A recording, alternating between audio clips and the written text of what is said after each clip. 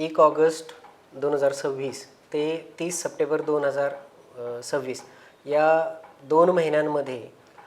लातूर शहर आणि लातूर जिल्ह्यातील जवळपास 550 शाळा, 100 महाविद्यालय आणि 50च्या आसपास जे कोचिंग क्लासेस आहेत, या सर्व ठिकाणी पोलीस विद्यार्थी संवाद हा उपक्रम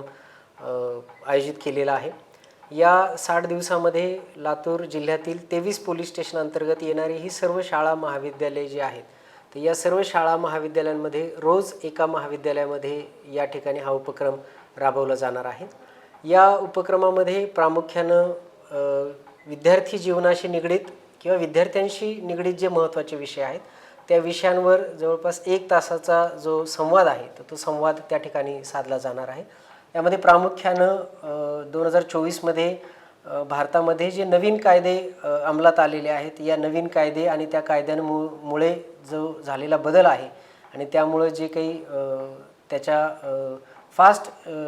इन्व्हेस्टिगेशन आणि ज्युडिशियल प्रोसिजर सुरू झालेली आहे, तर याबाबत सर्व विद्यार्थ्यांना अवगत करणे आणि या सगळ्या अद्ययावत कायद्यांची पोलीस प्रोसिजरची प्रक्रियेची त्यांना जाणीव करून द्यायची आणि त्याचबरोबर पोलीस आणि विद्यार्थी हे